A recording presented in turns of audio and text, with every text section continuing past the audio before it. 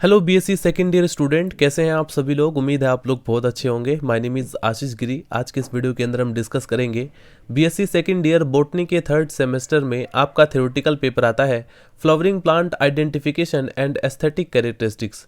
Student, इस semester से already मैं कई सारी वीडियोस अपलोड कर चुका हूं जो कि आपके एग्जाम पेपर के लिए मोस्ट इंपॉर्टेंट है। तो अगर आप उन वीडियोस को देखना चाहते हैं तो उसी वीडियो के डिस्क्रिप्शन बॉक्स में आपको लिंक मिल जाएगा, या फिर आप चैनल के अंदर जाएंगे आपको एक अलग से प्लेलिस्ट मिल जाएगा। इस सेमेस्टर से हमने स्टार्ट किया था फैमिली सीरीज़ को, जिसमें काफ़ी सारी इंपॉर्टेंट फैमिलीज़ मैं कवर कर चुका हूँ। आज के इस वीडियो के अंदर हम डिस्कस करेंगे एक मोस्ट इंपॉर्टेंट फैमिली यूफोरबिएसी के बारे में। इसे हम यूफोरबिया फैमिली के नाम से भी जानते हैं या स्पर्ज फैमिली के नाम से भी जानते हैं।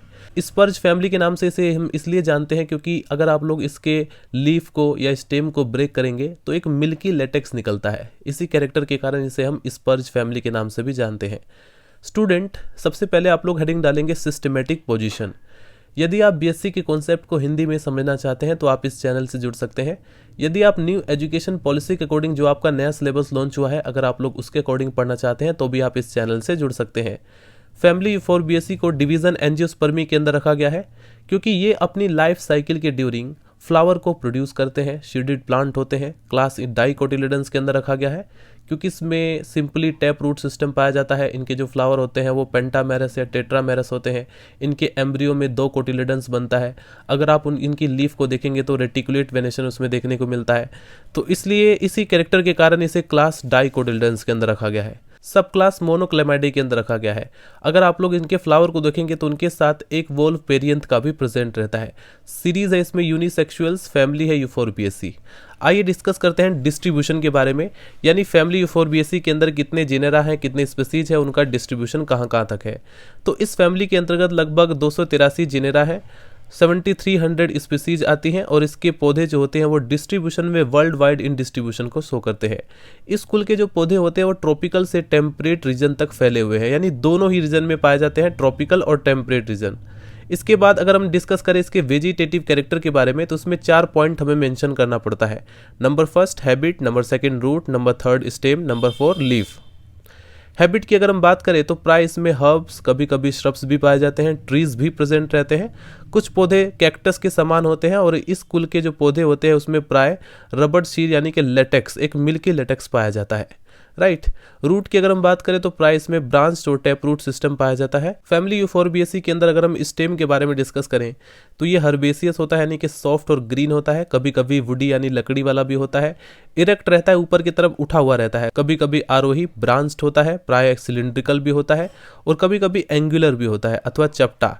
प्राय सॉलिड, कभी कभी फिस्टुला भी होता है, यानी कि अंदर से होलो होता है, खोखला होता है।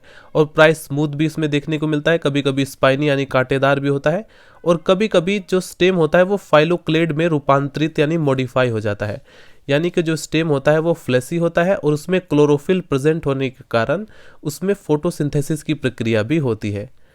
इसके बाद अगर हम लीफ के बारे में डिस्कस करें तो लीफ इसमें सिंपल होती है, अल्टरनेट होती है, अपोजिट होती है, स्टिपुलेट होती है यानी स्टिप्यूल प्रेजेंट रहता है और कभी कभी जो लीफ होती है वो कांटों में परिवर्तित हो जाती है। स्टिप्यूल्स भी इसमें कांटों के रूप में हो सकते हैं। अब हम डिस्कस करते हैं फ्लोरल कैरेक्टर के बारे में। फ्लोरल कैरेक्टर के अंदर सबसे पहले हम देखेंगे इनफ्लोरेसेंस के बारे में, यानी किसी भी प्लांट पर फ्लावर का अरेंजमेंट कैसा है, सबसे पहले हम उसको देखते हैं। इसी को कहा जाता है इनफ्लोरेसेंस। प्राय विभिन्न प्रकार का होता है, यानी कि डिफरेंट टाइप का इन्फ्लोरेसेंस इसमें देखा जाता है। रेसिमोस टाइप का, साइमोस टाइप का, स्पेशल टाइप का, यानी कि तीनों तरह का इन्फ्लोरेसेंस इसमें देखा गया है।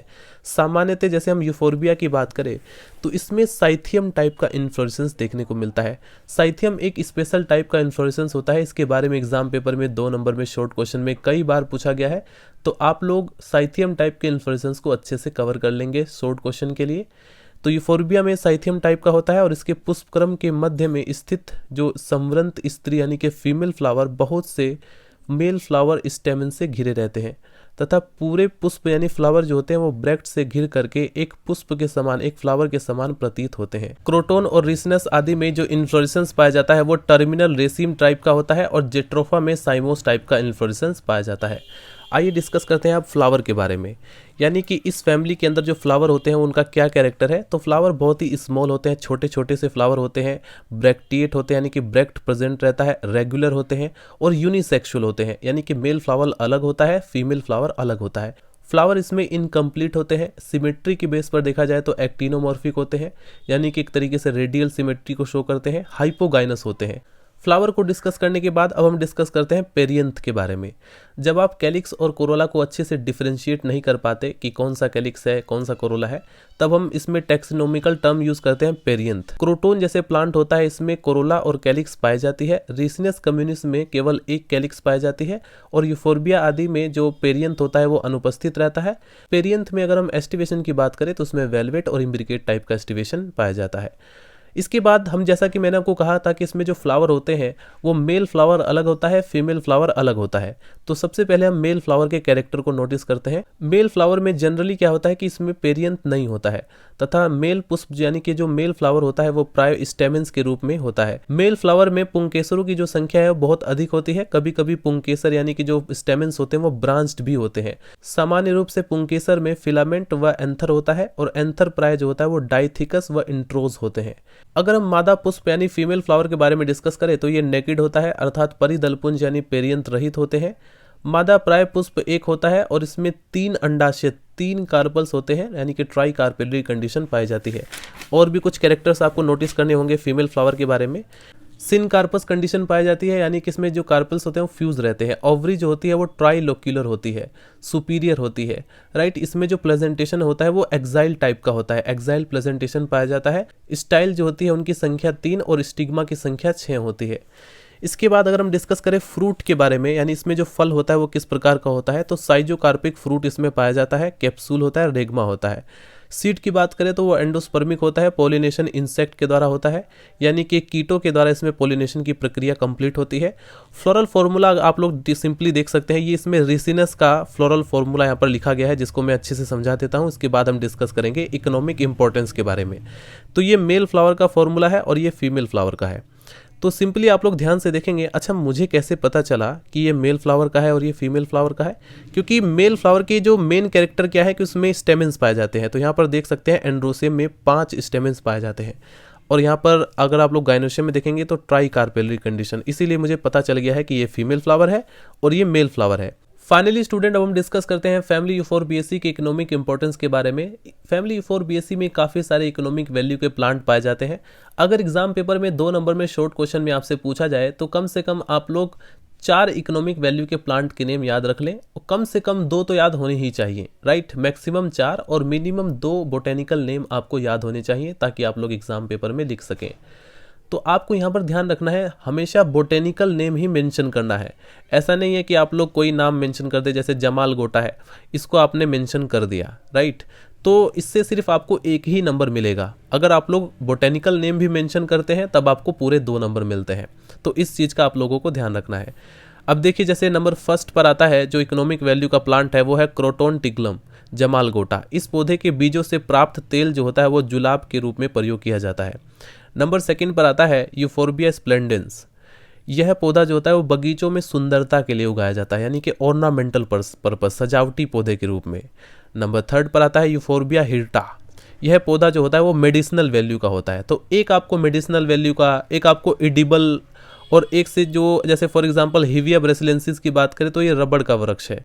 इस वृक्ष से निकलने वाला जो लेटेक्स होता है वो रबड़ बनाने में यूज़ किया जाता है। जो आपने रेजर यूज़ करते हैं आप लोग पेंसिल से उसे मिटाने का, जस्ट वही हिविया ब्रेसिलेंसिस की मैं बात कर रहा हूँ। नंबर 6 पर आता है पुत्रनजीवा रॉक्सबर्गाई। इस पौधे के फलों से माला बनाई जाती है। हिंदुओं में ऐसा विश्वास किया जाता है कि इन मालाओं के पहनने से बच्चों का स्वास्थ्य अच्छा रहता है, वो दीर्घजीवी होते हैं, राइट, इसीलिए इसका नाम पड़ा है पुत्रनजीवा। नंबर 7 पर आता है रिसिनस कम्युनिस, कास्टर ऑयल। इस पौधे के बीजों से कास्टर ऑयल प्राप्त किया जाता है और यह लुब्रिकेंट जुलाब के रूप में प्रयोग किया जाता है। इसका उपयोग जो होता है पारदर्शी साबुन निर्माण या टाइपराइटर स्याही आदि के निर्माण में यूज़ होता है। तो ये कुछ इकोनॉमिक वैल्यू के प्लांट है जिन्हें आप लोग याद कर सकते हैं। और कम से कम अगर 2 नंबर में शॉर्ट क्वेश्चन में पूछा जाए तो आप लोग 4 इकोनॉमिक वैल्यू के प्लांट के नेम लिखेंगे, राइट। अगर अलग से क्वेश्चन पूछा गया है कि फैमिली यूफोरबिएसी के 2 इकोनॉमिक वैल्यू के प्लांट के नाम आप लोग मेंशन कीजिए उत्तर में, तब आपको 2 ही मेंशन करना है, राइट। सो स्टूडेंट, मिलते हैं नेक्स्ट वीडियो में। अगर आपका कोई भी डाउट हो तो आप लोग कमेंट सेक्शन में मेंशन कर सकते हैं। अगर कोई फैमिली छूट जाती है जो कि आपके सिलेबस में है तो भी आप लोग मुझे बता सकते हैं, मैं उसके ऊपर वीडियो बना दूंगा। Thank you so much watching this video guys. मिलते हैं नेक्स्ट वीडियो में। Bye bye, Tata.